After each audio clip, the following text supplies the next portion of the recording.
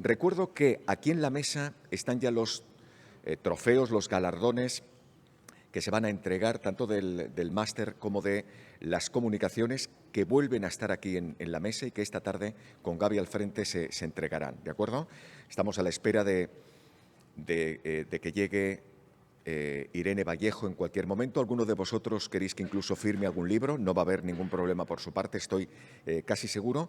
Y haremos todos una foto antes de la comida, ¿de acuerdo? Después de la charla de Irene haremos una foto de familia, porque es un momento muy importante para el Congreso y para nuestra historia como personas en formación permanente.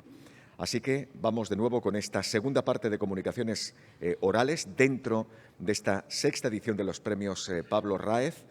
Modera y doy paso ya la palabra a Gemma Vía, enfermera y miembro del proyecto UCI en Barcelona. Gemma, adelante. Gracias, Juanjo. Hola de nuevo, ya con la glucosa, ¿no?, dentro y activos de nuevo. Vamos a dar paso a la segunda mesa de comunicaciones orales del Congreso de la sexta edición de los premios Pablo Raez, y me acompañan en la mesa 5 ponentes de lujo que durante la próxima hora van a compartir con nosotros los resultados de sus estudios y de sus experiencias. Como ayer, cada ponente dispone de 8 minutos para hacer su presentación y después abriremos el turno libre de preguntas que tengáis que hacerles. La primera ponente es Cristina Muñoz Alustiza. Ella es enfermera, responsable de programas y calidad en el Centro de Humanización de la Salud en Madrid, experta en calidad y en recursos humanos, máster en counseling y en dirección de centros para personas dependientes, y nos va a presentar la comunicación oral que lleva por título CPH 21, diseño y validación de una escala para medir la competencia profesional humanizadora. Cristina, cuando quieras.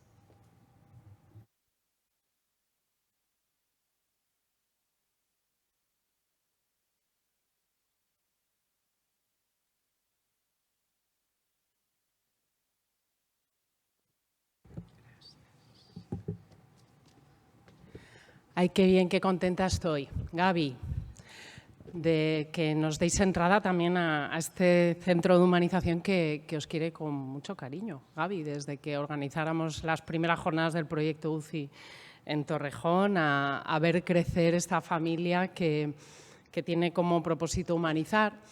Y bueno, pues para mí es un honor representar a un equipo de personas que desde hace más de 30 años trabajamos por promover la humanización, como vosotros, ¿no? Y me venía a la cabeza, pensando en el café, ¿os gusta el jamón? El bueno. Algunos sois de fuera de España, el compañero de Uruguay, por ejemplo, y algunos otros. No sé si sabéis cómo se diferencia un jamón bueno de un jamón un poco más normalito. Y conviene a veces distinguirlo para comprar bien, ¿no? Para elegir, para poder también un poco optar por lo que es bueno o lo que podría ser mejor. ¿Cuál es la diferencia entre un jamón bueno así a simple vista? Pedro, cuando vemos una tapita y podemos elegir, vemos varios jamones y a quienes nos gusta solemos decir, bueno, este no es tan bueno como este otro que tiene, la grasita entreverada, como se nota aquí el que sabe, la grasita entreverada. Así que la diferencia entre un jamón bueno y otro es que en algunos la grasa está ahí un poquito por fuera y entonces normalmente la quitamos y la dejamos en el borde del plato, y en otros casos pues está ahí entreverada y le da ese regustillo que uno no sabe qué es, pero nota que está. Bueno, ¿y esto qué tiene que ver con el tema de nuestra intervención? Bueno, pues que después de un montón de tiempo trabajando por la humanización y de tener claro que hay unos cuantos simpatizantes, frikis, locos por la humanización que venís aquí, ¿verdad? Y que a que nadie ha venido obligado. Pocas veces, ¿no? Sin embargo, probablemente os pase, como me ocurre a mí con frecuencia, que miro alrededor y digo, echaría en falta que aquí hubiera venido Entonces, desde ahí pensamos que era importante lograr entreverar el tema de la humanización en la adquisición de competencias.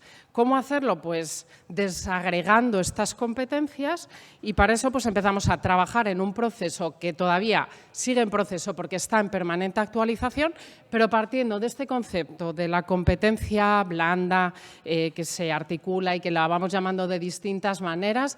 Bueno, pues cómo desarrollar un trabajo que nos permitiera descomponer este concepto de la competencia de humanización, que todos los que estamos aquí más o menos podemos intuir en qué se aterriza, para que pudiera aterrizar en planes formativos, en planes de recursos humanos, en identificación del talento de las organizaciones, aunque no llevara esa grasa gruesa de la humanización, sino las capitas finas en las que se va descomponiendo. Así que empezamos un trabajo ya en el año 2021 desarrollando a través de una metodología del FI una escala que pasó una ronda de validación en España, que luego hicimos una adaptación cultural.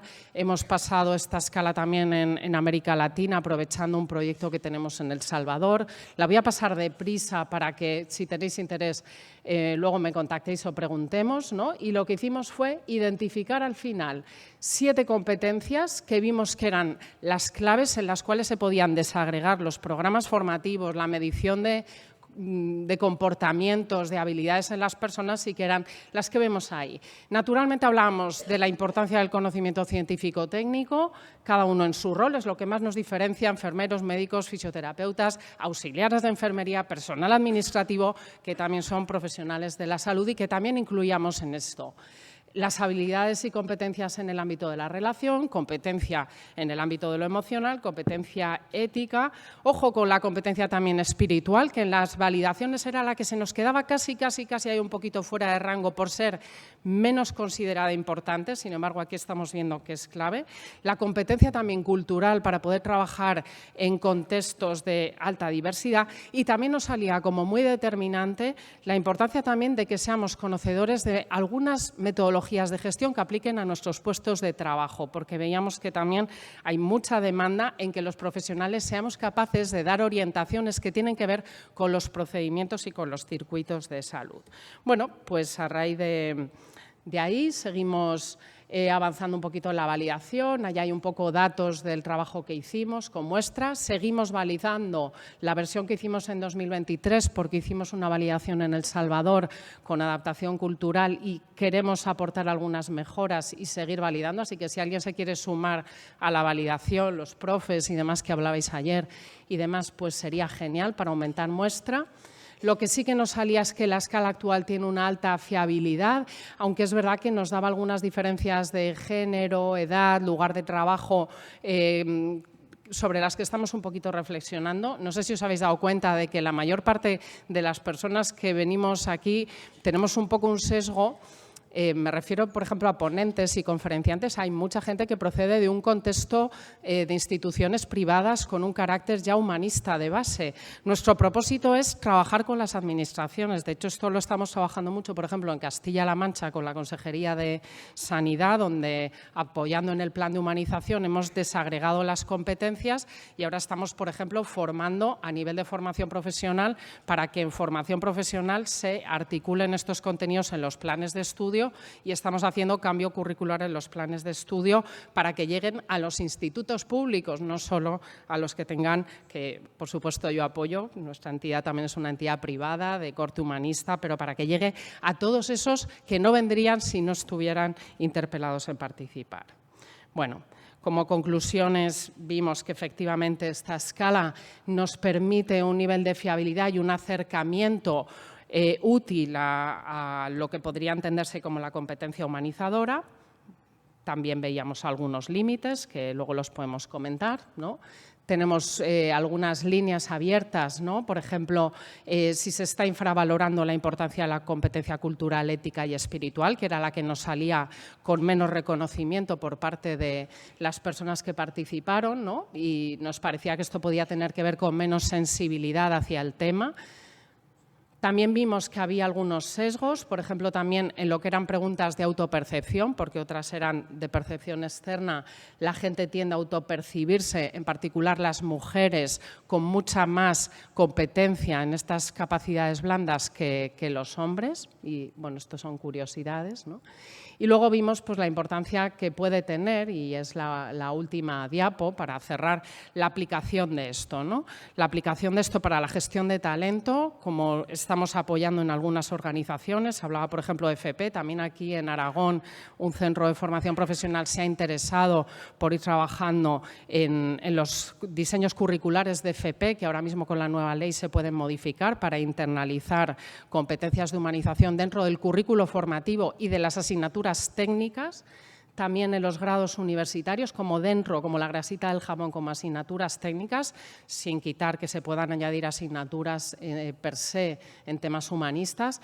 En los planes de recursos humanos estamos haciendo algunas experiencias también para el diseño de puestos de trabajo adaptados también a competencias humanistas, lo que permite los planes de onboarding y de formación continua de los profesionales, naturalmente planes de carrera y de desarrollo profesional, porque al final son herramientas que permiten la evaluación tanto de los equipos de compañeros y ver ahí un poco cómo estamos de talento. Yo hace poco me di cuenta de que en mi equipo teníamos poca competencia cultural y estamos trabajando en ello, mientras que otras competencias pues las llevábamos muy bien, y esto nos va a servir. Y naturalmente pues cuando queremos equilibrar dentro de la gestión de trabajos de equipo el talento, porque tenemos equipos emocionalmente muy sólidos y equipos pues que a lo mejor lo son menos, y puedo recruzar a veces a las personas para que el talento se reparta. Bueno, espero dejaros con ganas de que luego hablemos un poquito más. Agradeceros la atención. Dejo ahí mi correo para referencias o si alguien quiere participar de estas validaciones en las que estamos. Muchas gracias.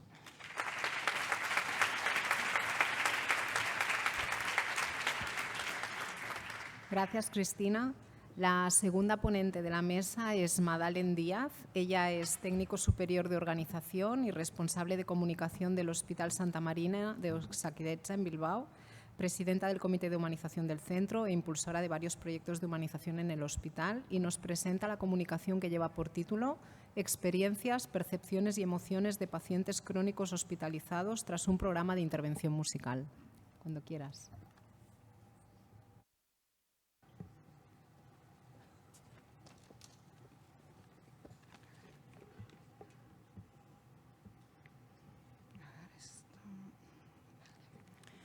Hola, bueno, para ponernos un poco en contexto, Santa Marina es un hospital de Osakidetza, que es el Servicio Vasco de Salud.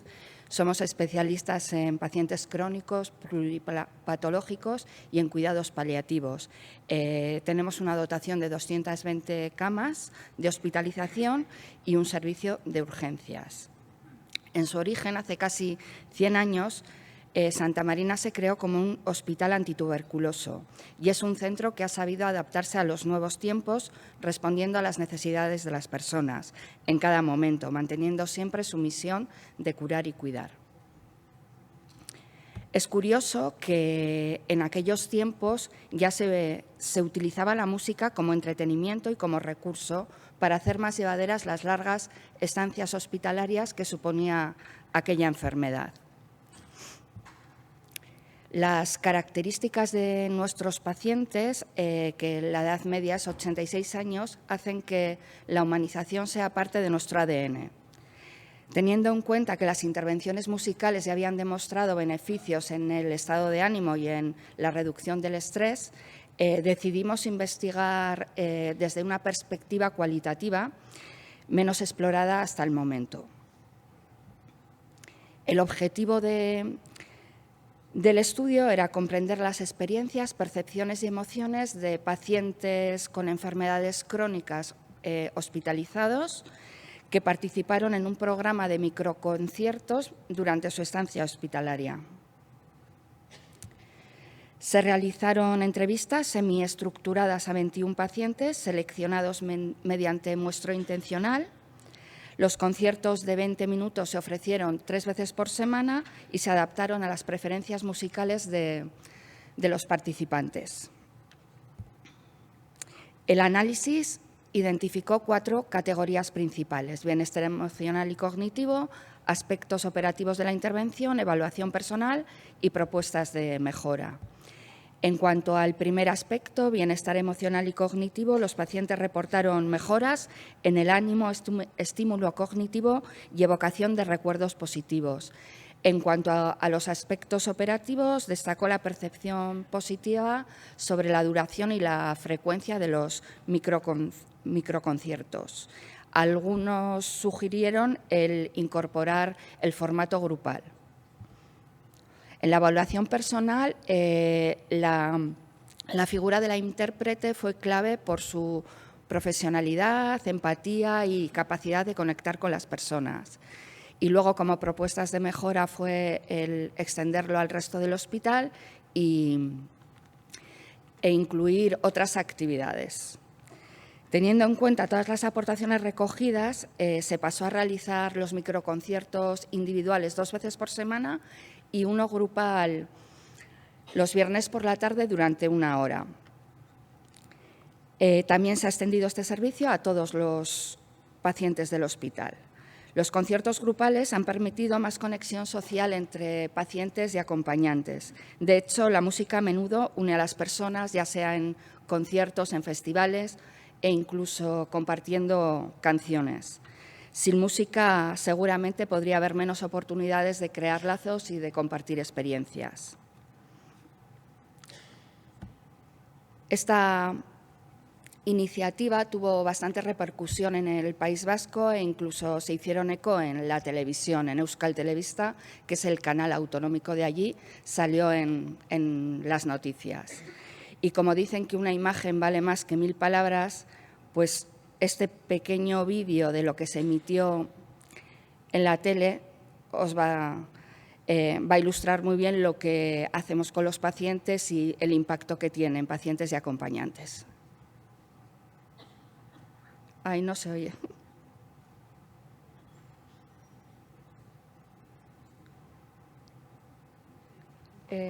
¿Por qué no se oye?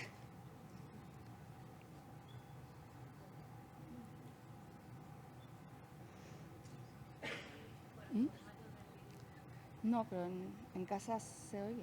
Ya. No sé.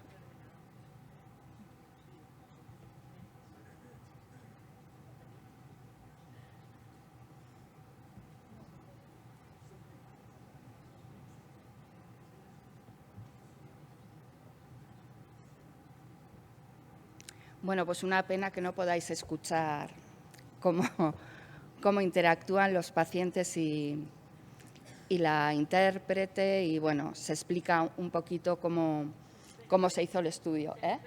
Sí, ¿verdad? Bueno, problemas técnicos.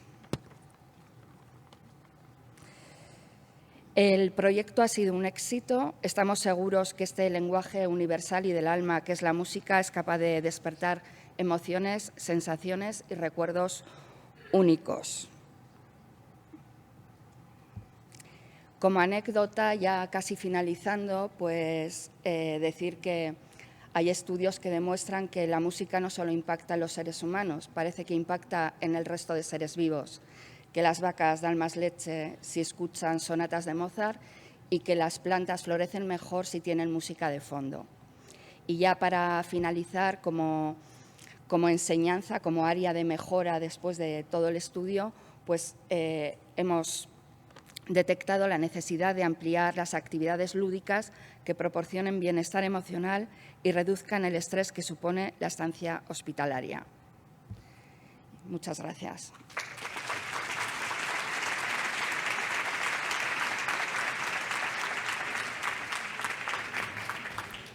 Gracias, Madalen. Aunque no hayamos podido escucharlo, hemos visto, ¿no?, la cara de las personas. A continuación, presenta su comunicación Moisés Juan Arencibia. Él es enfermero, responsable del programa de control de infecciones en Vitas, profesor del grado de enfermería de la Universidad del Atlántico Medio en Las Palmas de Gran Canaria, y nos presenta su comunicación oral que lleva por título Efectividad de los mensajes motivacionales en los profesionales de enfermería sobre el cuidado humanizado. Moisés, cuando quieras. Sí, buenos días. En primer lugar, para mí es un honor estar aquí ante ustedes y sobre todo agradecerle al comité científico que haya elegido nuestra comunicación, porque es un trabajo que para mí personalmente es inspirador. Y el título de esta comunicación, Efectividad de los mensajes motivacionales de los profesionales de enfermería sobre el cuidado humanizado, coincide también con el nombre del trabajo que hemos realizado de investigación. Con lo cual, aunque sea la primera diapositiva, realmente el nombre da pie al final del trabajo. Y lo que quiero es explicar cuándo se inicia y por qué este proyecto, no la génesis. Nos tenemos que retrotraer al 2014. Una serie de compañeros y yo mismo pues empezamos a mostrar preocupación pues, bueno, por lo que estamos viendo alrededor nuestro, de cómo muchos o algunos profesionales, compañeros y también el sistema daban un trato que no era el correcto a pacientes y familiares, ¿no? Generó una inquietud por nosotros por analizar qué realmente estaba pasando, ¿no? Sucediendo. Y nos hicimos dos preguntas principales. Lógicamente, ¿por qué estos profesionales actuaban de esa manera? Y realmente, ¿qué trato recibían estos profesionales de los sistemas de salud y de los propios compañeros? Ya empezamos a hablar del concepto de deshumanización. Llegó 2015 y ya vimos que se hablaba del concepto de humanización versus deshumanización, y ya era un tema de materia de estudio. Ya aparecía el proyecto UCI con H del amigo Gaviera y había referentes como José Carlos Bermejo que ya estaban haciendo múltiples publicaciones. Empezaron a aparecer tesis doctorales, proyectos, artículos científicos y bueno, con esto considerábamos que teníamos ya materia de trabajo para estudiarla y ver cómo podíamos darle una idea a nuestro proyecto. Llega el año 2016 y generamos una infografía. Esta infografía la hicimos en el 2016 para plasmar la idea que teníamos del concepto que nos ha llevado hasta el día de hoy. Y está basado en 4 puntos clave. Realizar una revisión bibliográfica de qué es lo que podíamos encontrar sobre el concepto de humanización, deshumanización, verificar qué evidencia científica existía en esa revisión para poder aplicarla y para poder trabajar con ella, y eso unido a que queríamos demostrar o buscar la fórmula de colocar en los centros de trabajo textos visuales para motivar a los profesionales, con el objetivo final de que fuera un beneficio para los pacientes. Bueno, esta es una infografía del 2016, con lo cual nos hicimos una gran pregunta, el reto, ¿no? ¿Cómo poder transformar esta idea en un proyecto viable, utilizando la comunicación persuasiva como hilo conductor de la motivación en los profesionales sanitarios? Y aquí incorporamos un nuevo actor, que es la comunicación persuasiva. Nos planteamos 2 objetivos. Un objetivo número 1, que era un programa de doctorado que estamos realizando en la Universidad de Las Palmas para poder evaluar una intervención mediante mensajes motivacionales en profesionales de enfermería sobre el cuidado humanizado. Y yo añadiría mensajes motivacionales personalizados, porque son personalizados. Y un segundo objetivo, que es crear una herramienta dinámica para el envío de mensajes motivacionales personalizados en los centros de trabajo. Estos 2 objetivos van de la mano. El objetivo número 1 ya lo estamos terminando. Este año estamos pendientes de que se publique el artículo científico y defender la tesis doctoral. Y el objetivo número 2, queremos en 2026 poder tener una prueba piloto ya con esta herramienta de los mensajes dirigidos a los profesionales. En la introducción de nuestro trabajo, siempre hemos considerado que el profesional de enfermería es el que otorga unos cuidados más humanizados, principalmente porque es el profesional que está más cercano al paciente en el día a día, por la historia del cuidado y por la esencia propia de esta profesión. También comprobamos que durante la exposición a mensajes persuasivos, en la actividad en la zona prefrontal, que antes se habló de esa zona, puede predecir un cambio de comportamiento posterior. Y aquí también introducimos la motivación positiva. Como decía ayer el profesor García Campayo, aumenta el bienestar y la prosocialidad.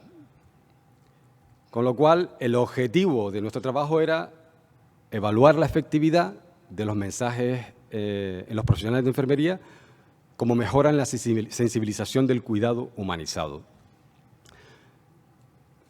Para este trabajo utilizamos una técnica mixta de encuestas a los profesionales y estuvieron expuestos a unos mensajes personalizados en un estudio analítico, observacional y prospectivo. Participaron 119 profesionales de enfermería, los cuales recibieron durante un mes 19 mensajes personalizados de media.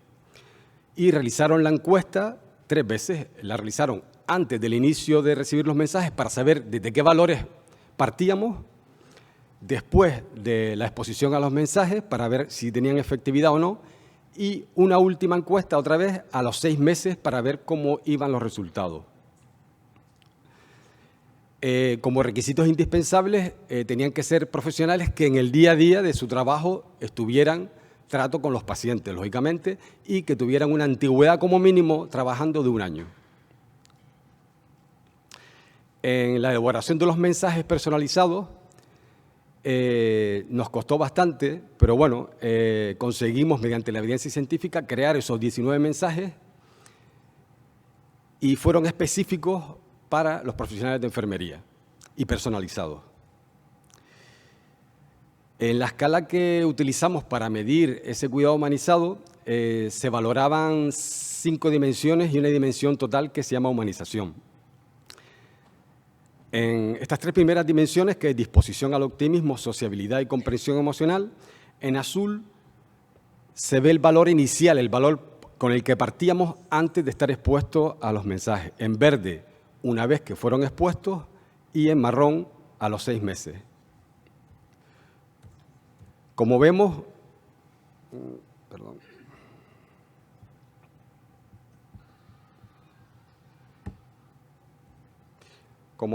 en los 3 casos, en estas 3 dimensiones que tenemos aquí, justo después de recibir los mensajes, la escala sube. Vemos en la disposición al optimismo, inclusive, en el valor inicial es 15, el valor después de la escala es prácticamente 30, se duplica el valor, y a los 6 meses vuelve a bajar casi también al mismo nivel inicial. Es el más factible de ver. En los demás también se ve, pero también se ve la disminución a los 6 meses. Las otras 3 dimensiones, que son autoeficacia y afectación, y la última, que es la que suma todas, que es la humanización, también comprobamos que después de la exposición, estar expuestos a los mensajes, todos los valores suben y vuelven a disminuir a los 6 meses de estar expuestos. Vemos significativamente la humanización, que parte de un valor de 32, sube a 64, el doble después de estar expuestos, y vuelve a bajar prácticamente al valor inicial a los 6 meses. Hay diferentes estudios que vimos en la discusión y que, bueno, refutan nuestros hallazgos. Entre ellos está el de Cosset et al. y Lowe et al., que también utilizaron, en algún caso, mensajes motivacionales para aumentar niveles de optimismo y satisfacción de la vida en enfermeras, y otros mensajes claves que aumentaron las habilidades de comunicación. Estos trabajos son recientes, también igual que el nuestro, y también más o menos solapados en el tiempo. Como conclusiones tenemos 2 principales. Una de ellas, lógicamente, es que la exposición a estos mensajes persuasivos de índole motivacional en los profesionales de enfermería resulta efectiva con aumento en la puntuación en todas las dimensiones de la escala. Si bien es verdad que esta efectividad se demuestra en el corto plazo, para disminuir en el largo plazo tras no recibir esos mensajes. La segunda conclusión, y que ya se ha hablado muchísimo en este congreso, es la falta de formación que se une a cada vez mayor implicación y niveles de exigencia de los usuarios, hacen ver la necesidad de implementar herramientas y sistemas que mejoren este trato y cuidado humanizado por parte de los profesionales. Y añadiría que estos mensajes motivacionales sería muy recomendable complementarlos con algún tipo de herramienta para que se mantenga esta motivación en el tiempo. Lo que sí es importante saber es que, y lo digo en esta frase, si nuestros pacientes son únicos y diferentes, también los profesionales merecemos recibir una motivación individual para mejorar como profesionales.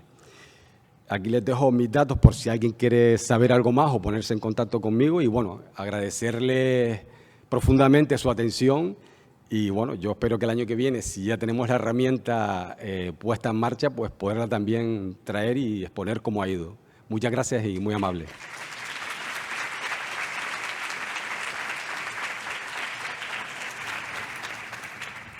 Gracias, Moisés. El próximo ponente es Gabriel Tirado. Él es médico intensivista en el Hospital Universitario Rollo Villanova de aquí, de Zaragoza, y nos va a presentar una comunicación que me encanta el título, porque pone 8 años de buen rollo, proyecto de humanización de la UCI del Hospital Rollo Villanova. Cuando quieras.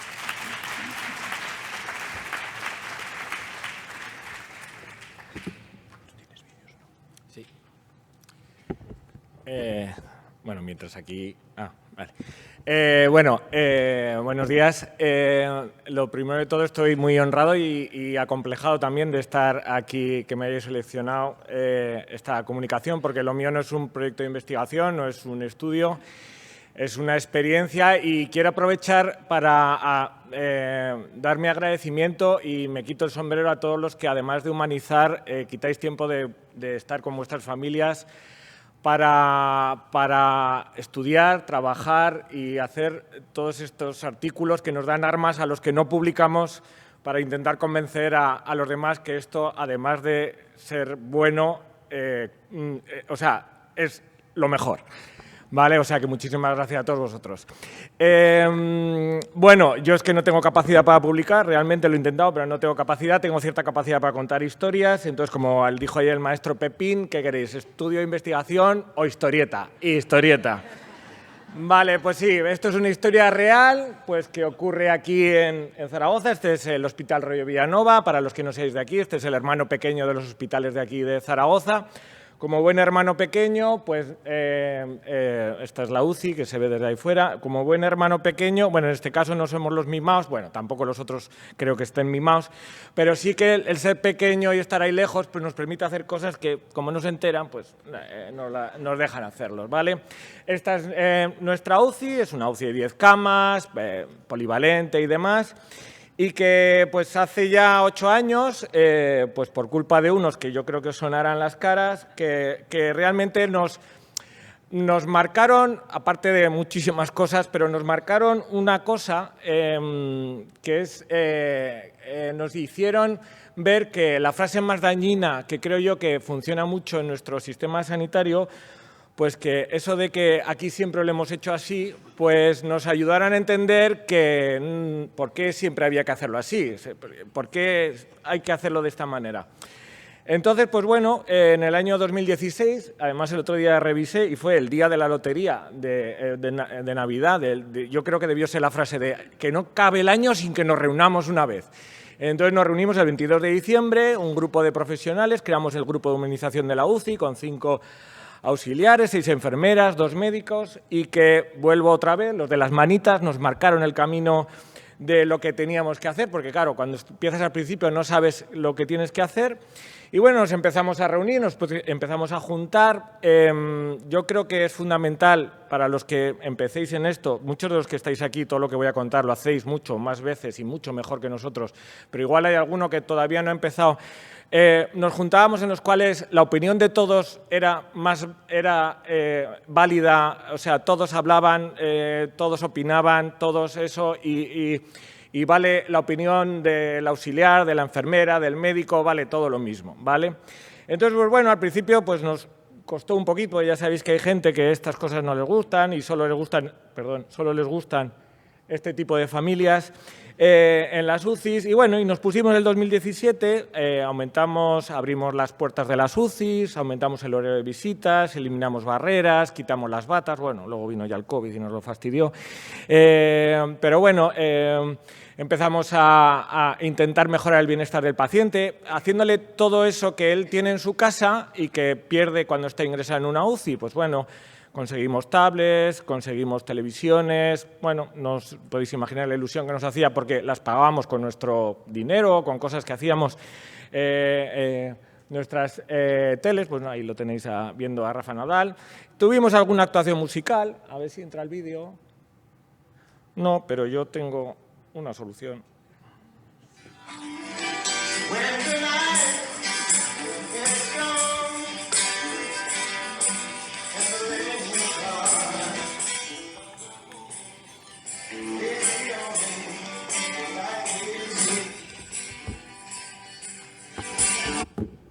Bueno, pues la canción está en By Me. Yo creo que no hay mejor canción, ¿no?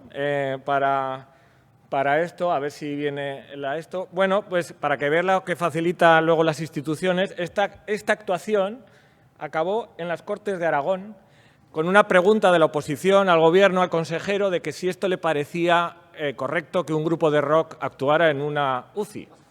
Vale, esto ya pues nos impidió hacer más porque el gerente me dijo, porque hablamos y yo le dije, pues hombre, chico, ¿por qué vamos a tener que...? Y dice, no me toques eso, que no tengo ganas de más follones. Entonces, pues bueno, no continuamos. En el 2017, pues bueno, también copiando, porque somos como los chinos, copiamos de otros sitios que sacaban los enfermos a la calle, empezamos a sacar enfermos a la calle, a los enfermos de UCI, empezamos a irnos de paseo con ellos. Y luego hicimos un vídeo de testimonios de estos enfermos, como es la voz de los pacientes, yo creo que está bien escuchar. Y este es... La verdad es que pocos. Estuve en coma sobre 45 días, coma inducido. Estando ahí en la cama, no me acordaba. Cuando bajé a la calle, volví a recordar todo lo que existía. El aire, los pájaros, el ruido. Recuerdo la primera vez que respiré y sentí el aire así, tal, y pensé, tampoco estoy tan mal como una vez comenzaba. Me sirvió para centrarme en la cabeza en la UCI cuando esto ya empecé a preguntar las palabras. Tengo dos niños, uno de 8 años y otro de 5. El de 5 años casi no se enteró mucho de la movida, pero el de 8, cuando le preguntaban sobre mí, no contestaba y se mostraba agresivo. A raíz de que tuve el primer contacto con él, se volvió menos agresivo, empezó a hablar de mí, que me había visto y tal. Fue también una cosa que hay que tener en cuenta, fue muy positivo para mi familia. Bueno, creamos también, copiando de otros, pues creamos en el 2019 la primera consulta del síndrome post-UCI de Aragón, que ya lleva más de 170 pacientes y con un grado de satisfacción del 180%. Tenemos una doctora que lo hace de una manera excelente y demás. También eso ha servido para que una psicóloga del hospital, pues, que ayuda también en esta consulta, pues también haya entrado en la UCI y atendiendo a pacientes y a familias, cosa que antes solo dejaba el psiquiatra, pues ahora también viene el psicólogo. También pues, hicimos cursos para cuidar al personal de comunicación de malas noticias.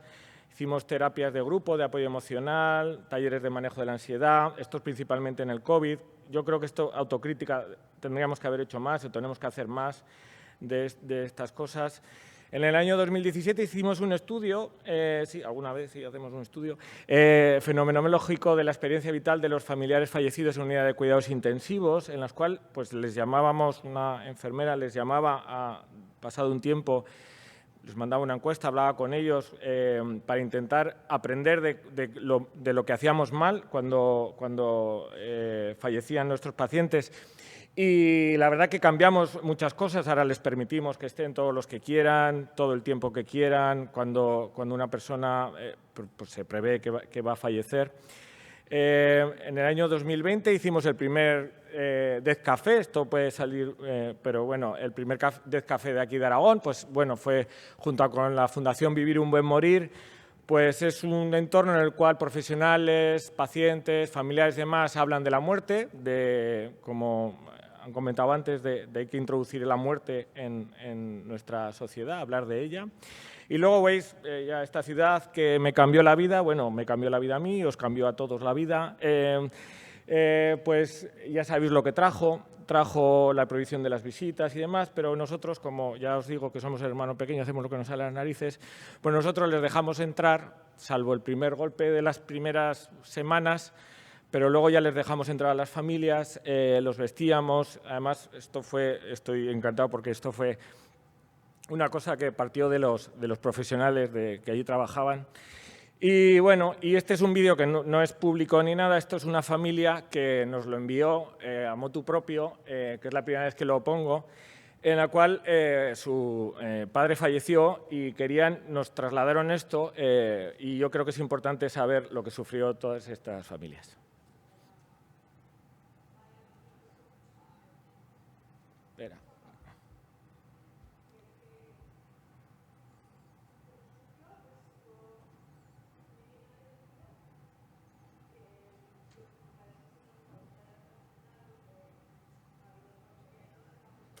No se oye.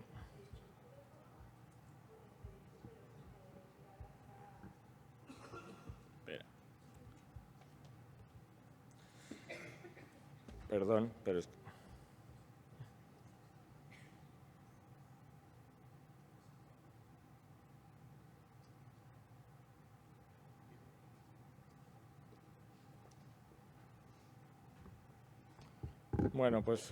Bueno, para ellos fue una experiencia, si queréis lo leo, nos trajo mucha paz ver que no había sufrido, el poder acompañarlo, y ellas contaban la experiencia de que a ellos les pilló en el confinamiento, era una de las primeras veces que se podían juntar las tres, se juntaron para estar con él,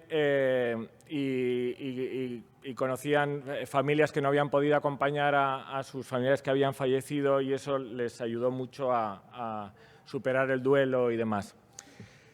Bueno, también les mandábamos cartas, aparte de que les dejábamos pasar y demás, y les dejábamos en el fallecimiento, les mandábamos cartas para que si les quedaba algo para cerrar un poco todo lo que les había pasado, pudieran acudir. Y bueno, acudieron varias familias al cabo del tiempo a hablar en este caso conmigo, para intentar volverles a contar todo y demás. Yo creo que les pudo ayudar.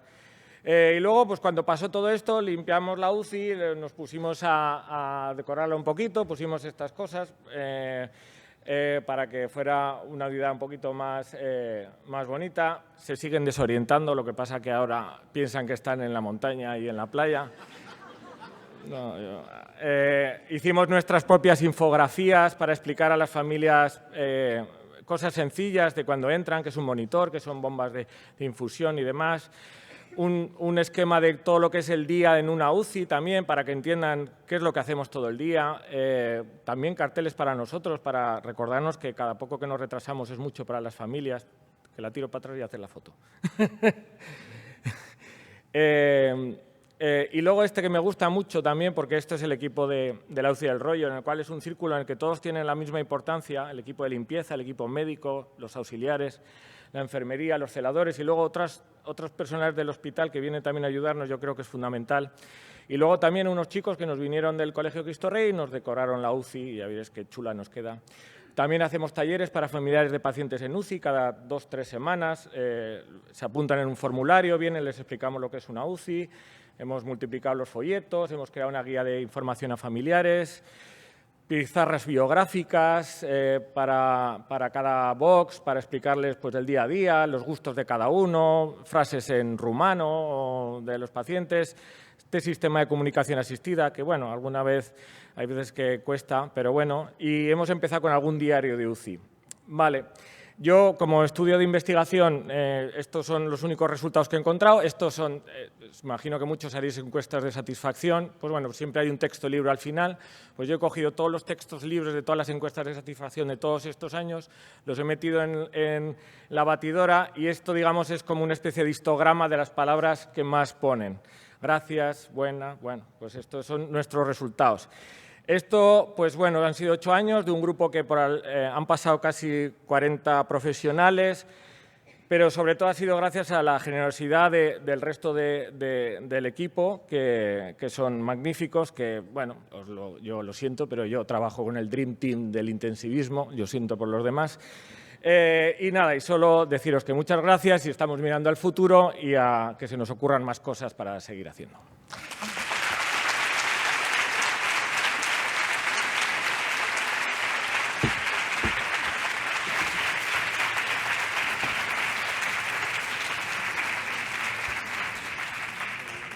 Gracias, Gabriel. A continuación, Nicolás Nin, médico intensivista de la Universidad de Montevideo en Uruguay y miembro del proyecto UCI, nos presenta estrategias de humanización en la experiencia del paciente en un centro de hemodiálisis.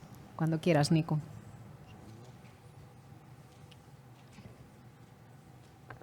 Bueno, buen día a todos. De jamón no sé mucho, pero de carne debato con cualquiera que venga de Argentina. Bueno, como conflicto de intereses, soy miembro del proyecto UCI, soy miembro del comité científico, o sea, estoy totalmente enchufado aquí. Y a su vez en la tarde tengo un gorro de nefrólogo y soy el director médico de Avero Uruguay, que es una empresa sueca que tiene 12 centros de diálisis. Y lo que les voy a contar, la historia, es de una experiencia creo que muy linda de un centro de diálisis que queda a una hora fuera de Montevideo, en una ciudad muy pequeña, en donde empezamos a trabajar con ellos hace 2 años y bueno, ese es un poco lo que le quería comentar. Aquí represento a enfermería, a los médicos, a los auxiliares de limpieza, a la psicóloga que trabaja ahí, a la nutricionista, a la asistente social, al técnico de mantenimiento, que creo que todos ellos, sumados a las familias y a los pacientes, hacen lo que es la experiencia de nuestros pacientes en esta clínica. ¿Cómo se puede medir las dimensiones de calidad en diálisis o en cualquier proceso de salud? Bueno, en este caso, si nos enfocamos en diálisis, desde las cosas más duras como es indicadores médicos, la sobrevida, las hospitalizaciones, las complicaciones, la calidad de vida que tienen. Y lo otro que es muy importante, que es a veces la dimensión que menos exploramos y quizás sea de las más importantes, es cómo los cuidamos, qué experiencia tienen del cuidado. Nosotros cuantificamos todas esas experiencias y las repetimos todos los años de manera, porque muchos pacientes ingresan y queremos saber su opinión. Pero todas esas dimensiones hacen lo que es la calidad, sumado al personal, obviamente. Ahí falta la ventana de lo que es el personal.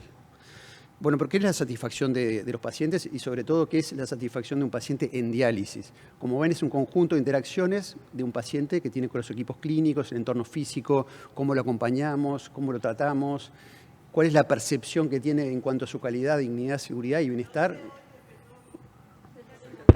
O sea, cómo es todo lo que le brindamos al paciente. A un paciente le podemos decir que el fósforo está en 8, en 9, que la EPO se la damos regularmente. Lo que le va a importar no es el fósforo, no es la hemoglobina, es cómo lo tratamos, cómo esa enfermera lo trata, el compañero que tiene al lado, el sillón que se sienta. Eso es lo más importante para el paciente.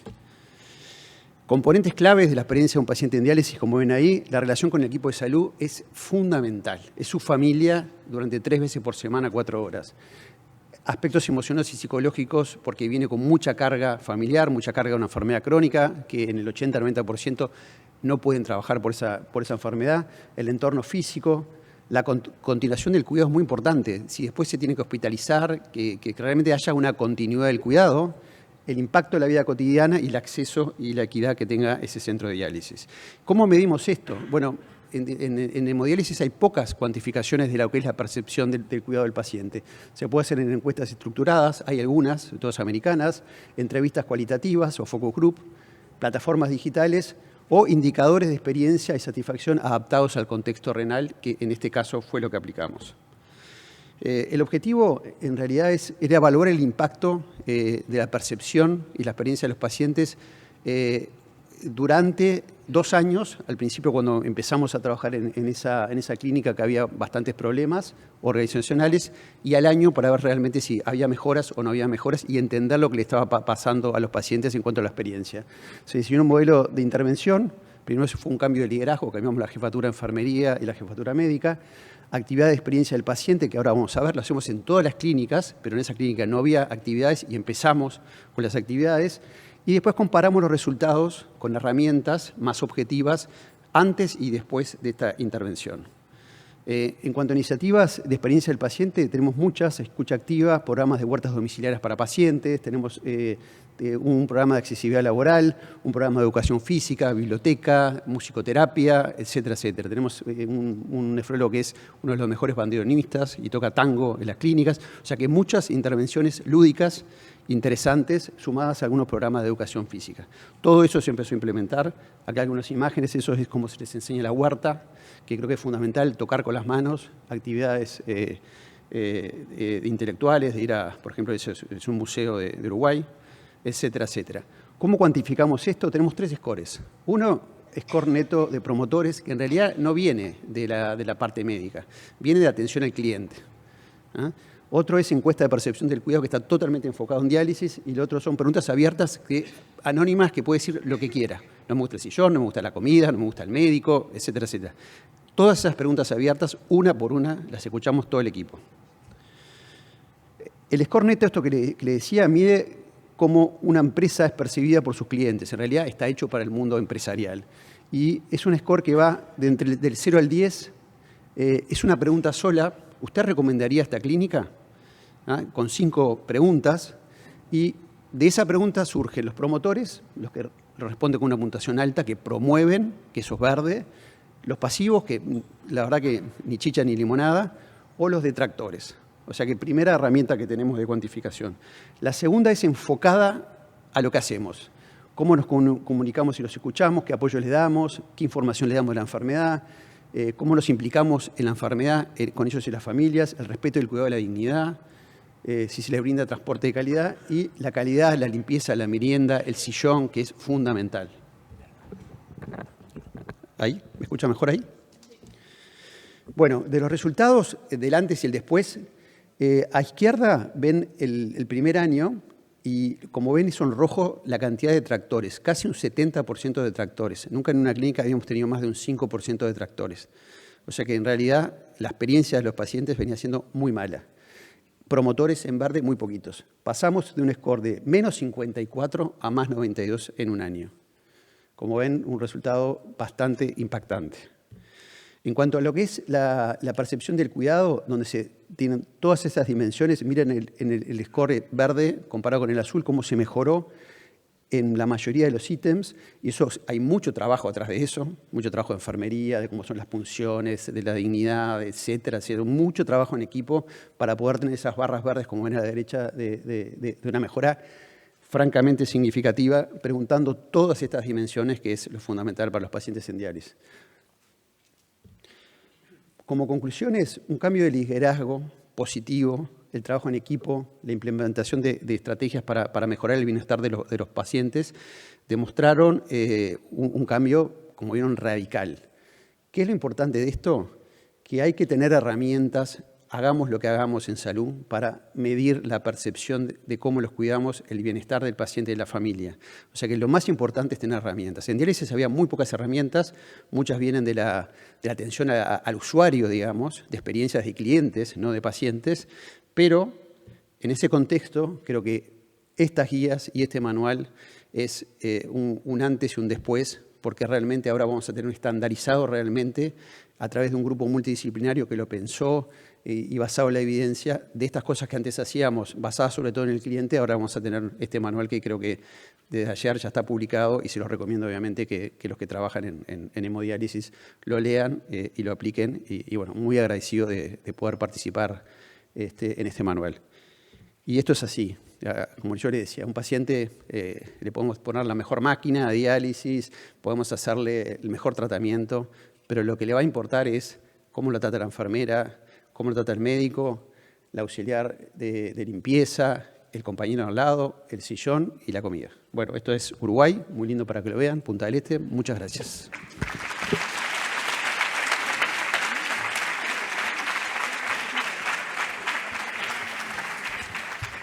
Gracias, Nico. Tenemos 4 minutos para preguntas. ¿Alguien de la audiencia, el comité científico que tenga? Marta.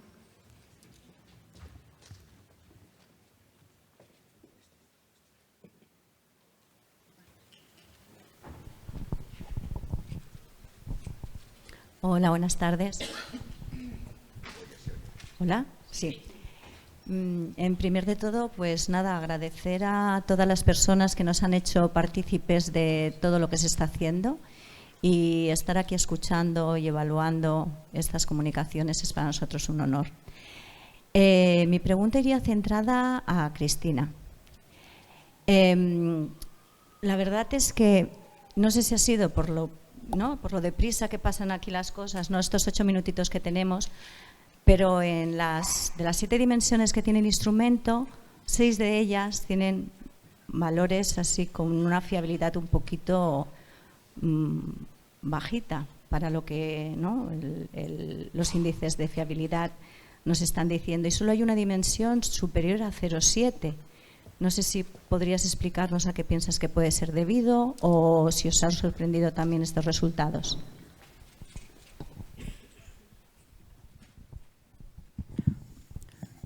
Bueno, reconozco que yo no soy la más experta en la metodología del estudio. He participado más en el enfoque, y sí me comprometo a poder responderte posteriormente un poquito mejor.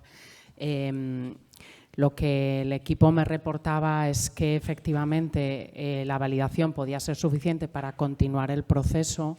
Es verdad que algunas de las competencias, hablábamos de 7 competencias, y de cada una de las 7 hay 7 subcompetencias, o sea que hablamos de un total de 49, y un poco lo que arrojaban algunas de estas subcompetencias es que efectivamente, sobre todo en esta parte de competencia cultural, en la parte de competencia espiritual, era un poco justo, ¿no? De ahí que no lo hemos dado por buena lo que era la CPH 21, que le llamamos así por competencia profesional humanizadora del año 21, y desarrollamos la 23, que es un poco en la que hemos hecho primero una validación en El Salvador, aprovechando que trabajamos allí con mucha gente y además con profesionales de diferentes categorías, y estamos ahora queriendo llevarnos un poco estos resultados a ver un poco la versión española y hacer esa validación. O sea que es verdad que sé que el equipo, aunque perdona que no pueda entrar en estos números de detalle, pero lo podemos analizar en un poquito más adelante con el equipo, pero es verdad que nosotros tampoco nos quedamos del todo conformes, sino que veíamos que había que seguir validando, quizá por la definición que habíamos hecho de esas subcompetencias y de las preguntas. No nos resistíamos a renunciar tanto a la definición que habían hecho los expertos, sino a la metodología que habíamos utilizado para esa validación, que tendríamos ahí un poco que reforzarla con una visión más amplia. Una pregunta más.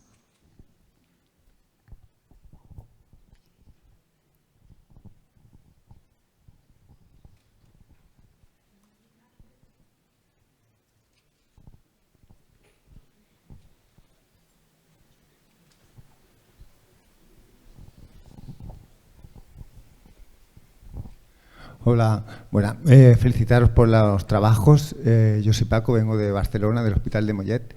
Y mi pregunta es para Moisés, referente a las frases motivacionales. Es para, si nos podías explicar un poco qué ejemplos de frases hacía ella, que nosotros hicimos un experimento parecido, pero eran frases no personalizadas. Y bueno, lo dejamos un poco así porque no hicimos ciencia, nos pasó como al compañero. Y nada, quería saber qué tipo de ejemplos. Gracias por tu pregunta. Vamos a ver, efectivamente es una de las partes más complicadas del trabajo. Nos costó 6 meses y bueno, utilizamos 3 recursos. Hay bastante evidencia científica sobre cuáles son las características de un mensaje que contenga comunicación persuasiva, pero es muy genérica y sobre todo se ha utilizado para pacientes. Tuvimos que recurrir también a un profesor que tenía yo de psicología, un catedrático, que me ayudó bastante, y luego, que lo comentaba aquí a Cristina, pues con los estudios de José Carlos Bermejo. Él tiene varios estudios relacionados, que los tengo aquí, con la satisfacción por compasión y las virtudes para alcanzar la excelencia de las profesiones sanitarias. De ahí extraímos bastante información. Y si quieres te leo algunos de los mensajes que enviábamos. De hecho, también te comento para decirte que la mejor valoración, independientemente de que los resultados son satisfactorios, la mejor valoración viene de los profesionales.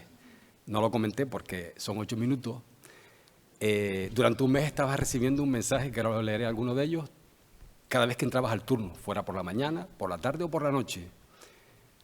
Al mes dejaste de recibir los mensajes, hicieron el test y a la semana todos me preguntaban, cada vez que me veían, ¿dónde está mi mensaje? O sea, al final sintieron que era algo que les venía bien y les gustaba. Mira, tengo aquí, por ejemplo, buenas tardes, Carlos. Conocer a quien cuidas cada día te dará la posibilidad de cuidarlos mejor. Buenas tardes, Carlos. La vocación es importante. Se trata de un compromiso con esta profesión. Piénsalo. Buenos días, Carlos. Recuerda que tus pacientes valoran que los respetes en todo momento. Buenos días, Carlos. Personalizado es porque va personalizado en el momento que entras a trabajar con tu nombre y es un mensaje diferente cada vez. Buenos días, Carlos. El agradecimiento de tus pacientes te dice que estás en el camino correcto. Felicidades. Buenos días, Carlos. La excelencia profesional se consigue con la buena práctica y el buen cuidado. Y bueno, así 19 mensajes.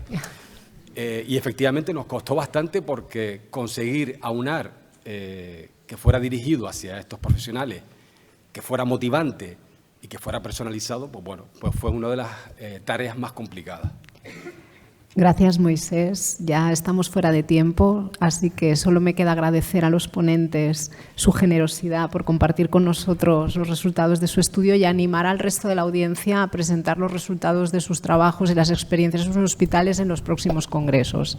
Así que ahora ya viene Irene Vallejo y damos paso a su experiencia. Gracias. Muchísimas gracias a esta mesa.